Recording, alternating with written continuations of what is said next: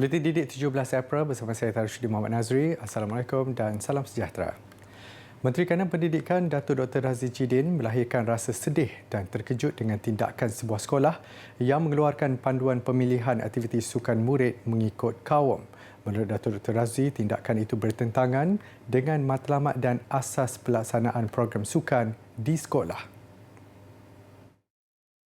Menerusi satu kenyataan di laman Facebooknya, beliau memberi jaminan bahawa tindakan segera dan sewajarnya telah diambil oleh Kementerian Pendidikan KPM.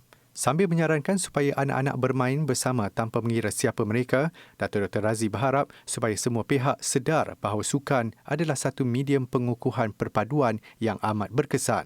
Katanya dalam bersukan, semua ahli pasukan akan berikhtiar sehabis baik untuk memperoleh kemenangan tanpa mengira kaum. Ini termasuk juga kepada penonton. Beliau yang turut menyertakan beberapa keping gambar yang pernah menjadi nostalgia kepada kita, antaranya kehebatan pasukan bola sepak negara yang layak ke Sukan Olimpik pada tahun 1972 dan 1980, pasukan hoki kebangsaan yang menduduki tempat keempat Piala Dunia 1975 dan pasukan badminton negara menjuarai Piala Thomas 1992 berkata bahawa kejayaan itu dibentuk atas semangat perpaduan utuh satu pasukan. Kementerian Pendidikan Malaysia KPM sedang berusaha untuk memastikan lebih 500,000 guru di seluruh negara disenaraikan sebagai penerima vaksin COVID-19 bagi fasa kedua. Timbalan Menteri Pendidikan Datuk Dr. Mah Han Sun berkata, sebanyak 10% daripada jumlah guru itu sudah menerima suntikan vaksin pada fasa pertama ketika ini. Menurut Datuk Dr. Mah, KPM sedang berusaha untuk mendapatkan persetujuan jawatankuasa Kementerian Sains, Teknologi dan Inovasi MOSTI dan Kementerian Kesihatan Malaysia KKM yang bagi memastikan agar semua guru dimasukkan sebagai penerima pada fasa kedua. Sebelum ini, Menteri Sains, Teknologi dan Inovasi Khairi Jamaluddin mengumumkan fasa kedua program imunisasi COVID-19 kebangsaan akan bermula 19 April ini. Keutamaan diberikan kepada warga emas, orang kurang upaya OKU dan kumpulan yang mempunyai penyakit kronik. Dalam pada itu, Kementerian Pendidikan akan memastikan operasi sekolah di negeri yang dikenakan Perintah Kawalan Pergerakan PKP seperti di Kelantan akan mengikuti prosedur operasi standard SOP yang ditetapkan. Menurut Timbalan Menteri Pendidikan Datuk Dr. Mah Han Sun, buat masa ini sekolah masih belum ditutup, namun keselamatan dan kesihatan pelajar menjadi keutamaan.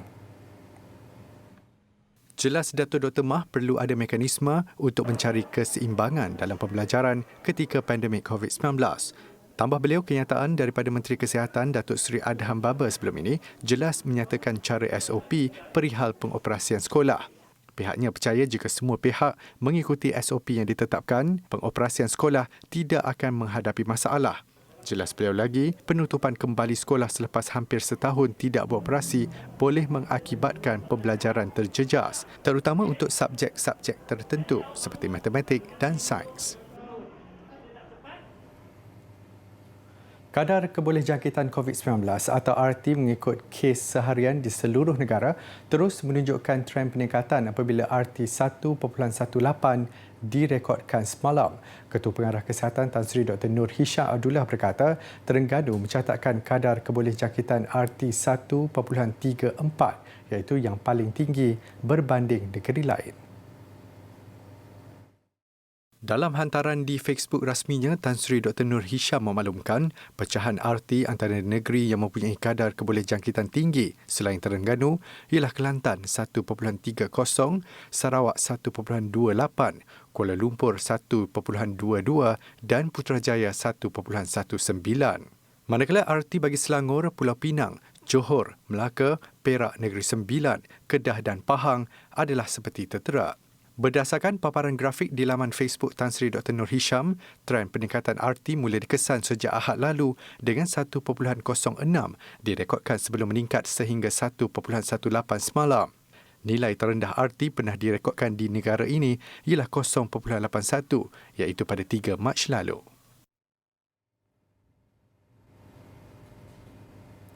Sementara itu, gara-gara melanggar prosedur operasi standard SOP bagi tujuan mencegah COVID-19, Bazar Ramadan Tok Adis di Kuala Ibai, Kuala Terengganu diarah tutup selama 14 hari sehingga 30 April ini. Seluruh kawasan itu kini dikuarantin.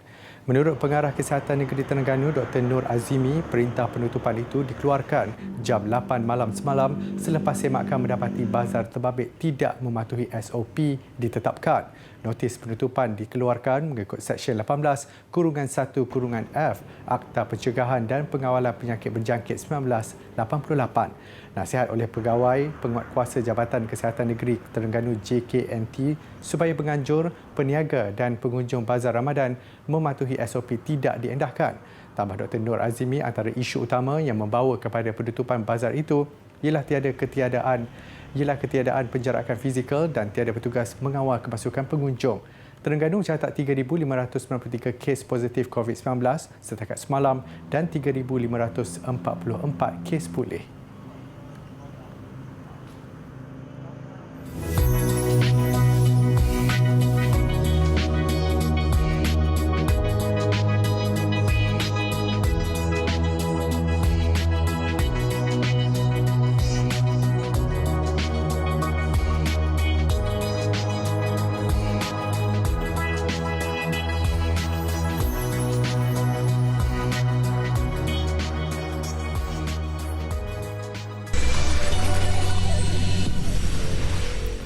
Menyemarakkan lagi bulan Ramadan ini, pelbagai aktiviti disusun pihak sekolah untuk para pelajar.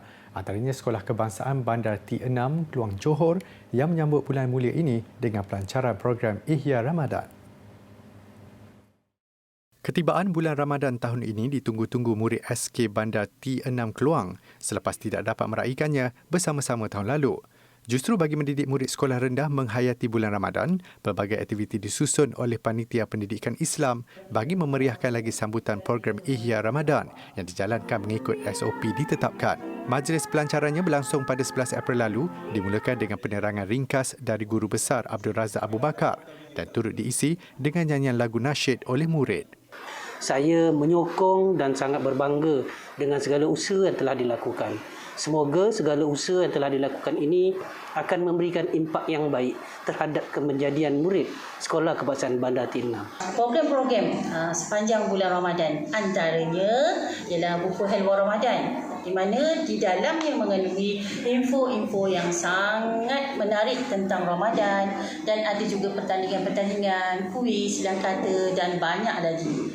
Program Ihya Ramadan ini akan berlangsung sehingga minggu ketiga Ramadan. Setiap hari Khamis diadakan tazkirah ringkas selama 15 minit oleh ustaz dan ustazah sekolah sebelum memulakan sesi pembelajaran. SK Bandar T6 Kluang turut menjadi tuan rumah pertandingan mewarna Minggu Anti Dadah Peringkat Negeri Johor yang diadakan dalam bulan Ramadan. Murid terlibat akan mewarna di sekolah masing-masing sebelum pemenang diumumkan nanti. Antara program lain ialah kuis, nyanyian nasyid secara solo dan pertandingan sajak di mana ia dijalankan secara dalam talian. Walaupun saya tidak berbakat di dalam pertandingan tadarus Al-Quran, tetapi saya berbakat di dalam pertandingan nasyid. Saya sangat berpuas hati terhadap program ini. Perasaan saya sangatlah gembira kerana pihak sekolah telah mengadakan banyak aktiviti dan pertandingan menarik seperti nasyid, tadarus Al-Quran, menjawab soalan dalam buku Ihya Ramadan dan sebagainya. Walaupun pada masa saya rasa sangat keletihan dan kehausan, tetapi aktiviti itu sangatlah menyeluruhkan. Di sini terdapat pelbagai pertandingan seperti kuis, nasyid dan sebagainya. Saya tidak seberapa pandai menjawab soalan kuis ini, tapi saya berbakat dalam pertandingan nasyid. Saya sangat gembira kerana dapat mengikuti pertandingan itu. Sekian, terima kasih. Program ini antara lain mewujudkan suasana keakraban, kemesraan dan seronok beramal ibadat dalam bulan Ramadan. Mendidik si cilik untuk berpuasa di bulan Ramadan pastinya mempunyai cabaran berbeza. Apatah lagi dalam norma baharu ketika ini, pastinya pelbagai ragam dan emosi ditunjukkan mereka. Namun inilah antara memori yang akan menjadi kenangan manis ibu bapa dalam mendidik anak-anak menunaikan rukun Islam ketiga ini. Bagi murid tahun 1 Sekolah Kebangsaan Taman Sri Gombak 2, Muhammad Amal Lutfi Abdul Fattah, dia masih tidak berpuasa penuh. Kelitah Amar bila ditanya pengalamannya berpuasa bulan Ramadan ini juga mencuit hati. Puasa tak hari ini? Tak, Kenapa tak puasa? sebab Amal takut Amal tak larat dengan Amal takut Amal tak Amal takut Amal pingsan. Awak bekal tak pergi sekolah? Tak, sebab nanti kalau kawan-kawan. Kalau kawan-kawan nampak Amma makan nanti Amma malu. Terdapat pelbagai cara untuk melatih si cilik berpuasa dan pasti ianya berbeza bagi setiap ibu bapa. Menurut Liliana Abu Zaid, memandangkan tahun ini adalah tahun pertama bagi Muhammad Amal Lutfi, mereka tidak terlalu memaksa, sebaliknya menggalakkan dia untuk cuba berpuasa selama setengah hari, setidaknya sehingga pukul 12 atau 1 tengah hari. Kalau dia betul-betul tak larat, kita orang bagi dia buka puasa lah. I memang tak offer dia apa-apa. Cuma husband lah, dia kata kalau dia puasa penuh, dia akan belikan toys untuk Amal lah. Mungkin cara tu lah kita dapat psycho budak-budak kan, untuk cuba puasa penuh. Dia turut menasihati ibu bapa di luar sana untuk melatih anak-anak berpuasa mengikut kemampuan mereka kerana setiap anak adalah berbeza. Ibu bapa juga harus memberi galakan yang berterusan supaya anak-anak lebih bersemangat ingin belajar berpuasa.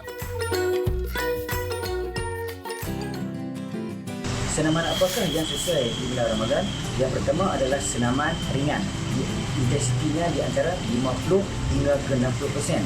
Aktiviti yang boleh dilakukan adalah berjalan pantas, jogging secara perlahan. Masa yang diperlukan adalah di antara 20 hingga ke 30 minit bergantung kepada individu. Baik. Waktu bilakah yang sesuai untuk melakukan senaman ini? Waktu yang sesuai, yang pertama adalah 1 jam sebelum berbuka puasa. Yang kedua, setelah selesai berbuka puasa, namun hanya minum air dan kuih yang sedikit sahaja. Dan juga boleh dilakukan senaman ini selepas 60 hingga 90 minit berbuka, iaitu selepas kita makan. Kenapa kita perlu elakkan senaman yang berat? Kerana sewaktu berpuasa, badan kita kekurangan air. Jadi, risiko untuk mengalami dehidrasi adalah sangat tinggi. Dan juga seseorang itu boleh pingsan. Namun bagi seseorang yang ada sejarah penyakit jantung, risikonya adalah sangat tinggi dan berbahaya.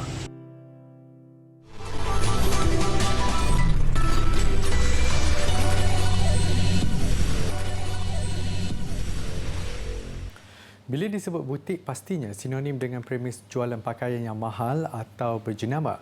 Namun butik Kasih di kampus Universiti Malaysia Sarawak UNIMAS, semua pakaian baharu berjenama maupun pakaian terpakai berkualiti ditawarkan secara percuma kepada golongan yang memerlukan. Sejak beroperasi pada 2018, butik Kasih Inisiatif Bahagian Endowment dan Wakaf UNIMAS ini mendapat sambutan yang amat menggalakkan. Tampil dengan slogan "Orang yang paling bahagia ialah orang yang suka membahagiakan orang lain", ia menyediakan platform kepada orang ramai berkongsi rezeki. Pakaian baharu atau terpakai disumbangkan dermawan dari sekitar Kuching dan Kota Samarahan selain daripada kaki tangan dan penuntut UNIMAS. Butik Kasih memastikan hanya pakaian yang masih elok dan berkualiti ditawarkan. Sebab tu hantarlah pakaian-pakaian dan keperluan yang lebih, yang masih elok, yang masih baru dan juga masih cantiklah, berkualiti. Dan sebagai manfaatnya supaya mudah-mudahan pahala yang direbut, peluang yang direbut oleh pihak penderma ini sampai di dunia dan juga akhirat, insya-Allah. So, seperti yang kita tahu, tidak semua para pelajar dapat memiliki pakaian yang berbeza. So, selain itu, bagi pelajar yang datang dari luar kawasan, yang jauh datang ke UNIMAS, mereka juga dapat mengurangkan perbelanjaan membeli pakaian. Penerima barangan butik Kasih termasuk pekerja, penduduk sekitar serta pelajar yang kurang berkemampuan.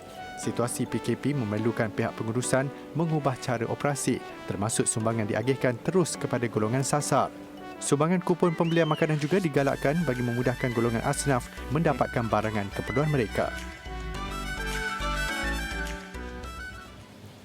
Bagi memperkasa ekonomi golongan B40, ibu tunggal, asnaf dan mu'alaf, pelbagai inisiatif dianjurkan terutama sepanjang Ramadan.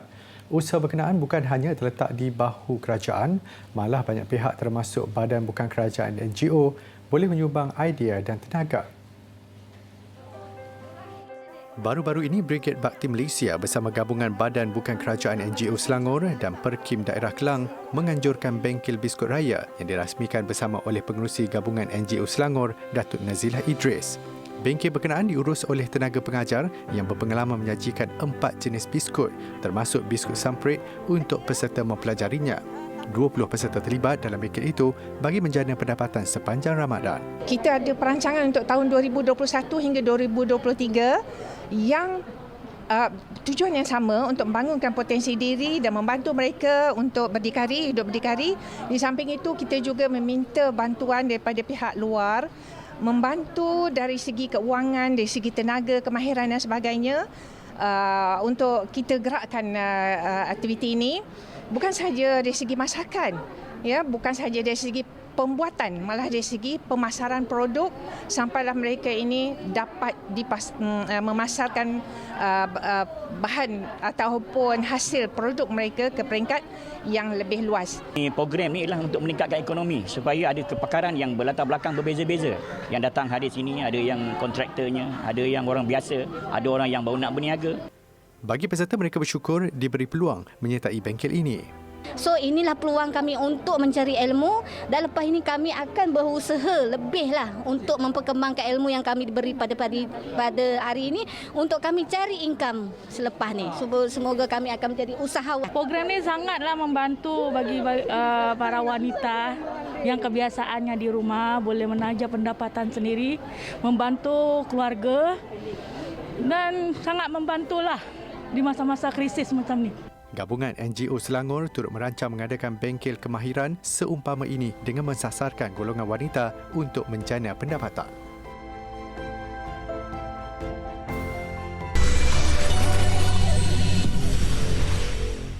Istiadat pemakaman Duke of Edinburgh, Putera Philip akan berlangsung malam ini di St. George Chapel di Istana Windsor jam 3 petang waktu tempatan atau jam 10 malam waktu Malaysia. Ikuti kronologi yang disediakan.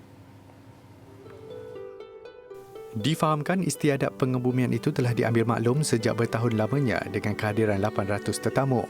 Bagaimanapun ekoran penularan pandemik COVID-19 serta perintah sekatan, jumlah itu terpaksa diturunkan kepada hanya 30 individu. Mereka yang terlibat hanyalah daripada keluarga Ratu Elizabeth dan Duke of Edinburgh termasuk 3 kerabat dari Jerman. Putera Harry dilaporkan turut menghadiri upacara berkenaan dan ini adalah kali pertama Duke of Sussex itu kembali ke United Kingdom selepas secara rasmi meletakkan jawatan sebagai anggota kanan keluarga diraja Britain tahun lalu. Bagaimanapun, kehadiran putera itu tidak ditemani isterinya yang juga seorang pelakon, Meghan Markle, atas nasihat doktor. Ketika ini, Markle sedang hamil anak kedua pasangan berkenaan. Pengebumian Putera Philip juga akan berlandaskan tradisi ketenteraan dan sebenarnya dirancang sendiri oleh Duke of Edinburgh itu yang juga veteran tentera laut diraja ketika Perang Dunia Kedua. Upacara pengebumian akan disertai pasukan tentera, tentera laut dan tentera diraja, malah keranda mendiang juga akan dibawa menggunakan sebuah Land Rover yang diubah suai baginya sendiri. Hanya keluarga diraja dan keluarga Putera Philip saja yang akan menyertai upacara itu tanpa sebarang kehadiran tokoh politik termasuk Perdana Menteri Boris Johnson. Keseluruhan acara akan diadakan di sebalik tembok Istana Windsor dan orang ramai diminta tidak berkumpul di luar istana atau kediaman diraja lain untuk menunjukkan tanda hormat. Pada jam 2 petang waktu tempatan atau jam 9 malam ini, United Kingdom akan bertafakur seketika. Tempoh berkabung dilaporkan berakhir pada hari pengebumian. Namun, keluarga diraja akan terus berkabung selama 2 minggu.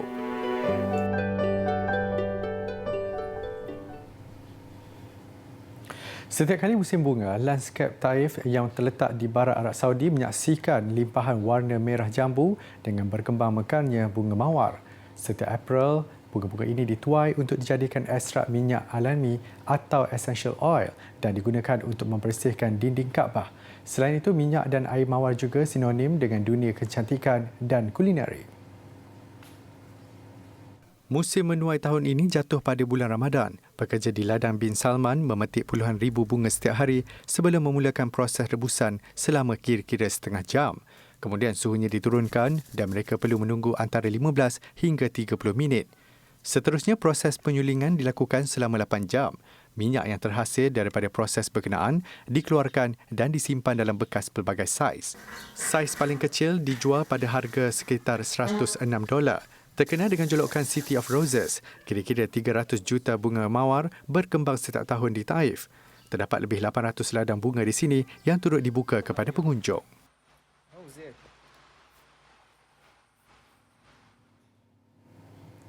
Tarian Perang Tashir, tarian tradisi unik dan berbahaya di Taif, Arab Saudi kami kongsikan bagi mengakhiri Buletin Didik. Saya Tarish Muhammad Nazri, salam hormat dan Assalamualaikum.